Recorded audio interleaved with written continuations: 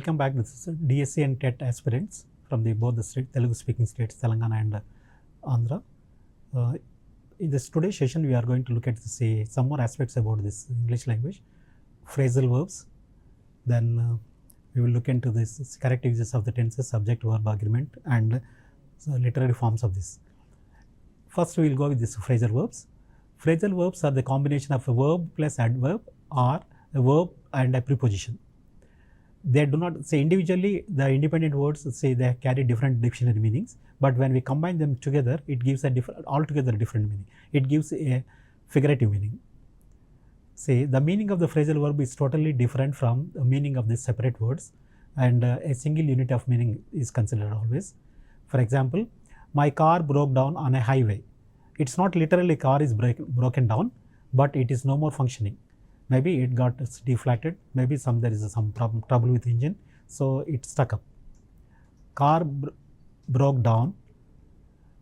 Break and down, these two words have different meaning, but when I combine this, club them these together, it becomes a phrasal verb. And my car is broken down means it is not literally breaking into two parts or three parts, or it's not met with an accident, but it is no more running. There was some problem in this troubleshoot in this engine, or maybe the tires are deflat, etc. Then take off your shoes before entering the temple. Take and off, they have different meaning, but when I use this word take off, it gives a altogether different meaning. It's a rhetorical meaning. Take off means leave your shoes outside the temple. Don't say carry on your shoes into the temple. This is the meaning. Take off shoes. You can also write it as take your shoes off. Either way you can write. Take off your shoes, take your shoes off. Say take and off, they can be together in as a one unit, or take and off can be in the two different places.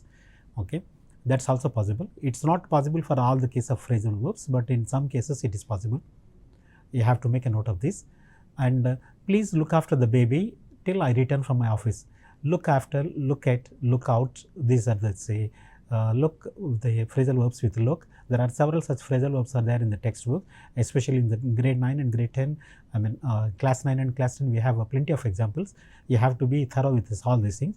I just gave you a sample one because it's a crash course. I cannot go with this in detail. So I'm just giving you, I'm touching up the areas of all these phrasal verbs and other areas as well. So I have to rush up, so I'm doing it a bit quick. See, Padma set aside money for her future needs. Setting aside is keep saving some money. Please set aside. See, once I get the salary, I'll keep some part of the amount, is 10% or 15% as my savings, and for my future needs, for emergency purposes and all, I'll just put them aside. Only the remaining balance, I'll just start spending my money. Padma is very clever enough, so she set aside some money. Set aside is saving some money for something. Look after the baby. Look after is to take care of the baby till I come back. Look out. Police has given lookout notices of somebody XYZ. So he is no more here. Police could not able to trace him out since long. So they'll issue a lookout notice. Once it is lookout notice is issued, it's in all the airports, all the railway stations, and all the bus stations that his name and other things will be displayed. Even if he wants to travel from any place to any place also, the moment he records his, he submits his passport, his name will be recorded, and even before the plane lands, the police will be ready to take him, to snab him, and also take for interrogation and all. Look after, look off, take off, these are called as phrasal verbs. It's a simple thing. It's a verb basically, but it's a phrasal, we call it as a phrasal verb because it is added with an adverb or adverbial particle or with a preposition. Usually, say 1 or 2 such questions will come in their examination.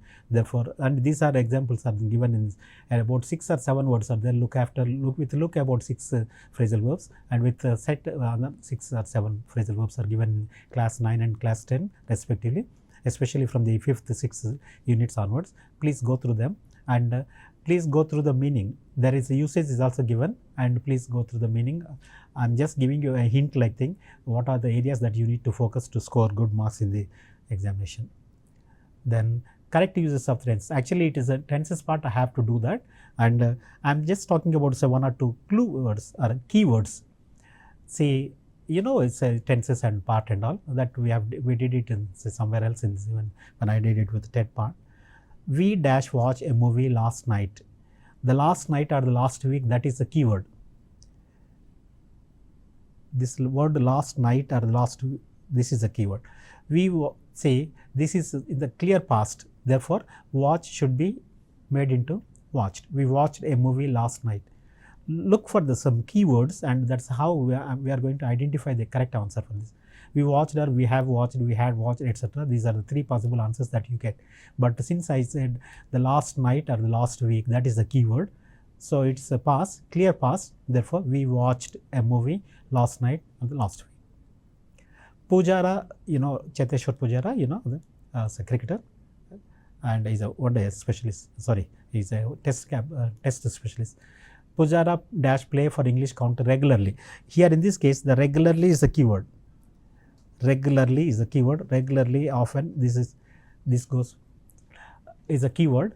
Pujara say regularly, and such kind of words. Pujara plays for English county regularly. Say these are adverbial particles. Say regularly, very often, sometimes, at times, always, etc. These words. When these words are there, so naturally it's the verb should take, say, simple present form.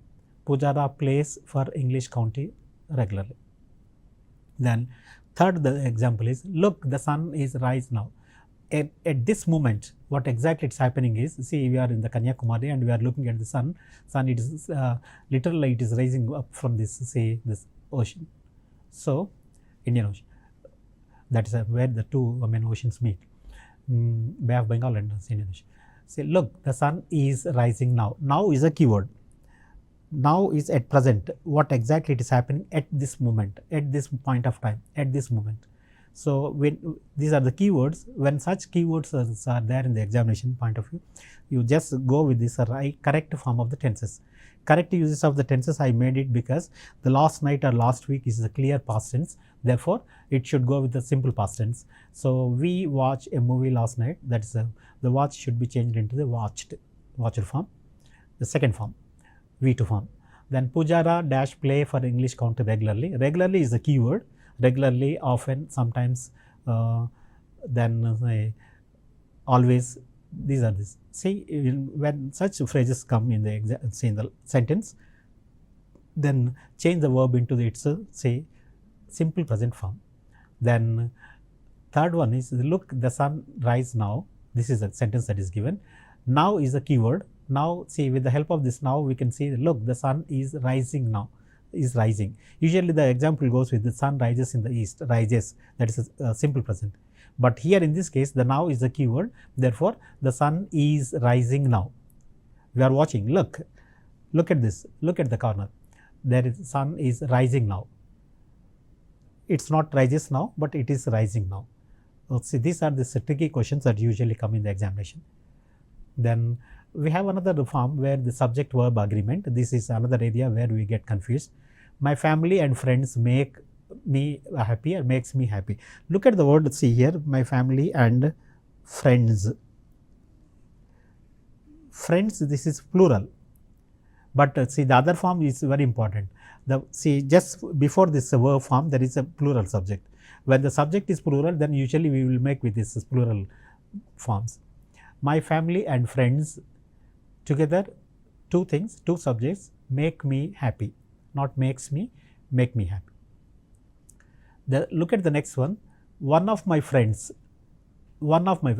if see, my friends are the ZB person, that is the different case, my friends. But I am talking about the phrase one of my friends. I have many friends, about say 500 to 600 friends I have. But out of all of them, only one is a ZB person. He is Dr. Sudhir Kumar. He is from Warangal and he was my class fellow. I mean, he was from Telugu. We are the same college, but he was from Telugu medium and I was in English medium. Okay. One of my friends, look at the phrase, the key word is one of. One of my friends, see, the key word is one of my friends. That is a phrase. One of my, I have several friends. My friends are, usually it goes, my friends means it's a plural, therefore it goes with a plural verb. But here in this case is one of my friends is, though the friends it's ending with a plural, but I am talking about only one friend. One of my friends is a 𝗕𝗏𝗊𝗪. Okay. These shoes are worth the ₹4,000. These shoes, when I say that there's shoes, okay, but when I say it's a pair of shoes is expensive. A pair, I am talking about the two shoes, but when I combine them together as a one pair, it's a single pair. It's not this how many number of shoes that you have. I am talking about a pair. How many pair? A pair is going with a singular say countable noun, the determiner a. A pair means one pair. One pair actually it should go with the is. One pair is of shoes is expensive. A pair of shoes, a pair of goggles, a pair of say gloves, a pair of pads, a pair of this, etc. When they come here in this in the examination, you have to be very choosy and choose only as a singular verb, not as a plural verb. Okay. Though it is ending with the shoes, shoes are they are plural number, but don't worry about that. But you just look.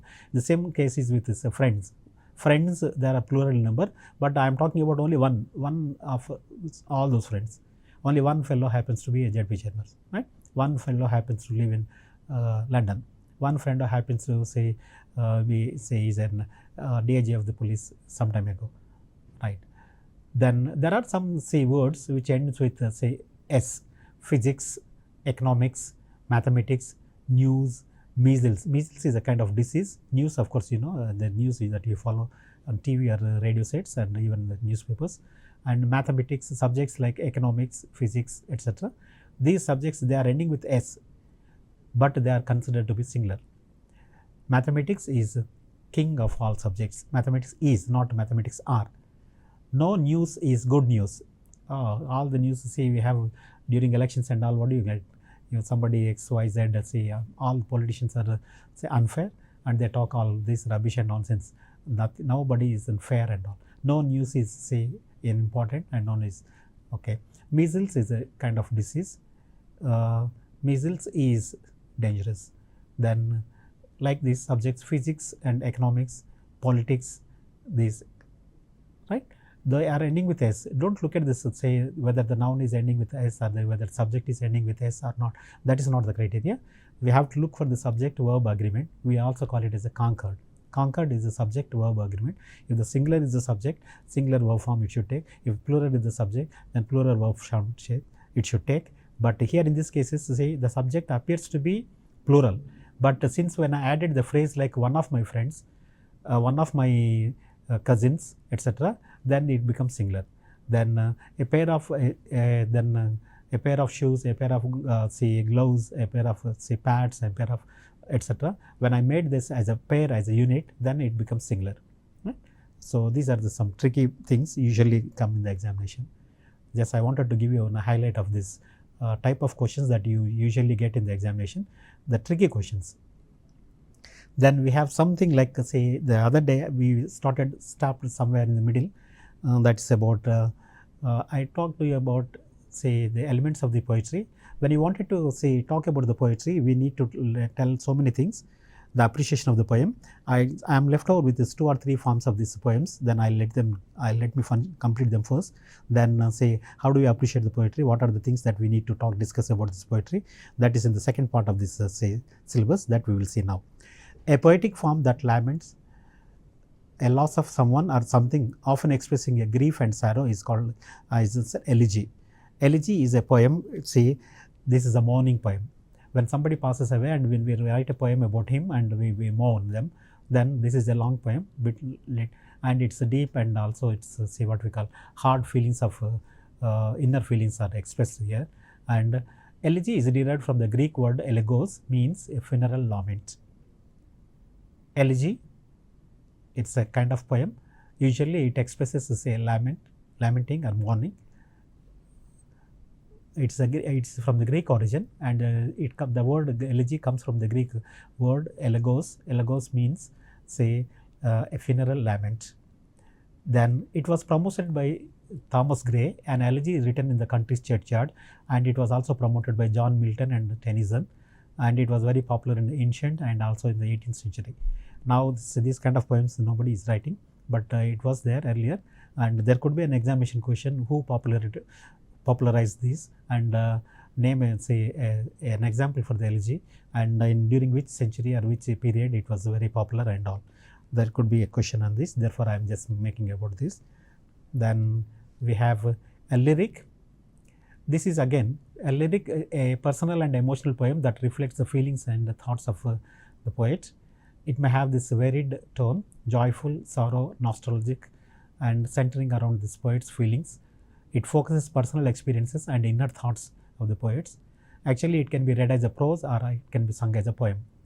Actually, the original form of the lyric is, which can be read as a poem and also which can be read as a prose. That is a lyric. And there is another one very close to this lyric is called as free verse. It doesn't follow any rhyme scheme and it doesn't follow any things, and the pentagonic iambics are better. The number of the words in each line may be varying and everything is different. But if the personal and emotional poem reflecting the feelings and thoughts of this, inner feelings and thoughts of the poet are expressed, then we call it as a lyric. It is promoted by Shakespeare, and Shelley and Rumi are also promoted this. Rumi, of course, is not in English but in some other language, in Arabic language, and it was very popular in ancient times. And now these days everybody is writing is called as not a lyric. It's a very short poems are run. We call them as free verses. Lyric is there is no rhyme scheme, there is no number of lines, no restrictions of the number of the lines and all. Okay. Then we have figures of speech. Figures of speech, these are the very important for when we talk about this forms of the literature. A figure of speech is a rhetorical figure and is a word or phrase intentionally deviates from the ordinary language and in order to produce a rhetorical effect. In the figures of speech, we have simile, metaphor, personification, and subjective and objective poetry, etc. When a poem is given to you and ask you to explain the poem, what do we do is we will read the poem once, then we will try to identify the various kinds of the figures of speech that are involved in the poem, then we are going to discuss about them. That is how we are going to, apart from giving the meaning of the poem, we also give these things. These things will add something more to the poem and then it will become more delightful. First thing what I do is, I will just say whether it is subjective poem or an objective poem. If it is a subjective poem, if the poet writes about himself, then it becomes a subjective poem. Usually the Robert Frost, right, miles to go before I sleep, miles to go before I sleep, etc. He has to go miles before us. The woods are wonderful, woods are this. So in that cases, what does he do is, he himself is walking and he has to go. It is about himself. It's called as, if a poem is written about the author himself, like an autobiography, biography, then it is called as a subjective poem. Otherwise, it is called as an objective poem. First, subjective or objective. Is the writer is writing about himself, or is the poem is written about something else, someone else, an inanimate object, or is it addressed to somebody, or etc. These things we will see. And in the figures of speech, that first one that we have is a simile. Simile is a comparison between the two dissimilar things using as, adjective, as. See, we have looked at this degrees of comparison. We have seen this three kinds of these comparisons. When we compare this tall, taller, tallest, long, longer, longest, big, bigger, biggest, etc. What did we do is, we have compared about the similar things. If a chair is compared with another chair, this chair is a better chair and that chair is, or if two persons, people are compared, then both of them are people. Is a tall boy and is a short boy and etc. and is the tallest boy. And if the girls are compared, she is a beautiful girl, more beautiful and most beautiful girl, etc. We are looking at them. But here in this case, what I am trying to do is, I am trying two dissimilar things. Two dissimilar things are being compared. For example, her face is round like a moon. Its comparison is only round is compared. Moon and a girl cannot be compared. You cannot compare a girl with a moon, or moon can be compared with some other planet, but not with the girl. But here what I am trying to do is, I am saying there is something that is underlying principle, that is both of them are round. Her face is round and she is also round, therefore it is. And his eyes black as a coal. This fellow is very dark. Maybe he works in Singareni college and he just came out of this coal field. So even before washing and all, before clean. it is say, as black as coal, and oh, this fellow, he is as blind as a bat. Bat is an animal, and say I am comparing this say bat with that of the person. So these are two dissimilar things I am comparing, but there is something that common. Both of them are blind. That is the commonality that I am choosing, and with the help of that I am making it is. So as busy as we. Oh, we cannot see him. He is very busy. The once the government came into power and all, he has become more busy. He is busier than a bee, honey bee. Okay, we cannot catch. As brave as a lion. Oh, he is very brave. This lady is 𝗧𝗪𝗧𝗧 is as brave as a lion, and she entered into this field and she chased out all the Rajakars and all. So these are about the similes.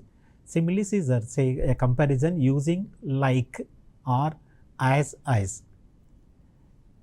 If any expression is used, any adjective is compared with eyes black eyes red eyes round eyes cold eyes chilled eyes, etc., or it's like, right? Like say, oh, his face is bright like a full moon.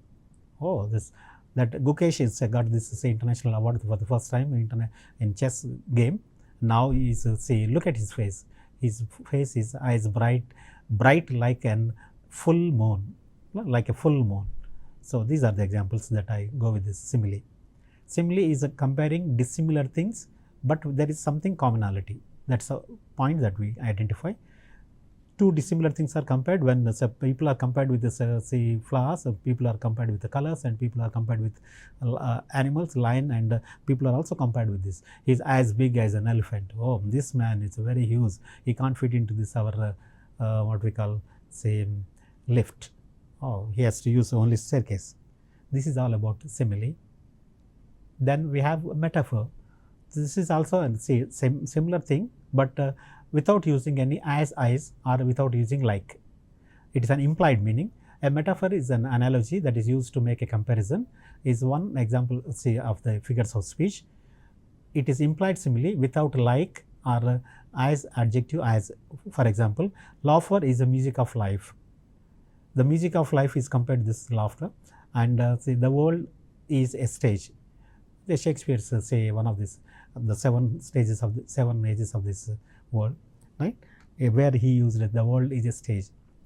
World is compared to the stage, and we can take any other examples. I am talking about the two basic things, metaphor and simile. Both the same are say they are used to compare the things, compare two dissimilar things, not similar things. Comparison usually when the comparison of comparison of adjectives and all, we have seen two tables are compared, two chairs are compared, two people are compared, two say animals are compared, and say two pens are compared, two pencils are compared. But here we are not comparing two similar things, we are comparing two dissimilar things using a simile with using as adjective as tall as big as round as chilled as, etc., as white as snow, or like see it's round like a moon, round like something else, it's square, it's flat like something else, right? Okay. And simile and metaphor this. Now the next one is personification. In the case of personification, what do we do is we will give and say we'll attribute personal qualities to something. Again, it could be an inanimate thing or an animate thing, anything, and we will try to express our views. It is giving life to inanimate things or animals and speaking to them. Okay, the thunder grumbled like an old man. The thunder, you see here, the thunder, thundering and lightning, then come during day before yesterday, it was very heavy rain in Hyderabad with thundering and see what we call thundering and lightning. The thunder grumbled like an old man. Thunder, I am giving an address into thunder and I am saying that it grumbled. Thunder, how can a thunder say grumble like a man? Thunder is, see, that is the sound that is made by this natural thing, and this man is a person, and the man cannot make sounds like that, but still we in the personification we use this expression. Opportunity is knocking the door. Have you ever seen the opportunity?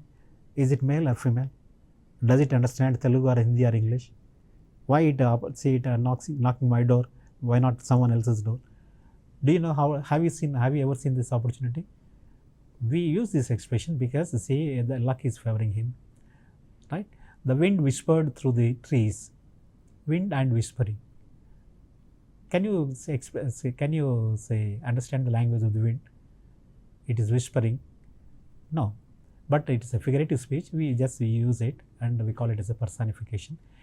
I am making this wind, giving a life to the wind, and I am saying that wind is whispering with me, whispering with the trees, etc. This is the meaning. Then the waves danced in the ocean. The waves danced. Who dances? A young girl or a young boy dances, and these waves also dancing. How they are dancing? They are dancing in the ocean. So waves are, I am personification. I am making them as a personal these things. I am attributing a personal quality of dancing to these waves, and then I using this word waves dance in the ocean. So here I am talking about say 3 or 4 things about this figures of speech. The first one is subjective or objective. In the case of subjective, what I am trying to do is it written about the poet himself? If it is written about the poet himself, it is called as subjective. If it is written about this, say something else other than himself, any object, any tree, any plant, any say woods, anything, an aggression and anything else, then it is called as objective poem. Anything that is not related to him is objective poem, subjective poem and objective poem. Then we have say simile, metaphor and personification. Simile is say comparing the 2 dissimilar things, but there is something commonality is there, but 2 dissimilar things by using like or as and as. Then metaphor is say also same thing, but without, it is an implied meaning. It is there, we do not use any like or as etc., but however it gives the same meaning. It is also comparison between 2 dissimilar things. Now finally we have a personification. In the case of personification, it is we are giving life to something else and we are trying to speak to it. We are attributing the quality of a person to the, we are giving life and say attributing quality. The waves danced. We are giving also life to the waves, and therefore I said that waves are dancing like in the ocean, etc. Then we have alliteration. It is a repetition of the same speech sound in the near words. A lone lady lily is loitering in the lanes of London. This is, see, all the words are beginning with L. A lone lady lily, L, the similar consonant sound. Wasim is wandering on the way to Washington. Wasim, wandering, on the way on Washington. She sells by the seashore. All of them are beginning with S sounds. And say Payal presented Pavan a pen. Payal presented Pavan a pen. All the 4 words are beginning with the same sound pa, and here sa, etc. Right? If this is the case, we call it as alliteration. A similar consonant sound that repeats in all the words in a sentence. Alliterations are the exaggeration of art, can be used to achieve a dramatic effect and provides an audible pulse. 9 night nurses are nursing nicely. Most of this what we call say tongue twisters are come under this alliteration. A lone lady lily is okay. Previously fanciful Fanny fried fresh fish furiously. All the words are beginning with F. See here, the first word furiously, and fanciful, Fanny, fried, fresh, fish, furiously. All of them are beginning. 9 nights, you look at this one, 9 night nurses are nursing nicely. All of them are say with the say similar, say repetitive consonant sound in every word, each word of the sentence. If this is the case, then we call it as an alliteration. This is all about this say poetry. When you wanted to appreciate the poems, first you should know the what types of the poems and rhyme scheme and all that we have seen in earlier class. But in this case, we have seen about a couple of poems that are left over in the last class. Then figures of speech. I am just focusing on the figures of speech, which include subjective poem or objective poem, then simile, metaphor and alliteration. With this we will conclude this figures of speech. And when we wanted to appreciate the poem, and all, say normally we just go with this, the types of the poem, the rhyme scheme, these things we will talk. Plus whether it is subjective poem or objective poem, this also we talk. Is the poem writing about himself or about some other things? This is the one thing. Then we are going to talk about the figures of speech like similes and metaphors. These are the say comparisons of the 2 dissimilar things. One is implied meaning and the other one is direct meaning. Then personification. We attribute some qualities to the people and say for inanimate things, and we will try to address them. And finally alliteration. Alliteration is a similar consonant sound that repeats in all the words of the sentence. These are this. With this we will conclude about this say figures of speech and also this forms of literature. Then we will see in the next class with some other new topic. Thank you very much for being with me. Bye.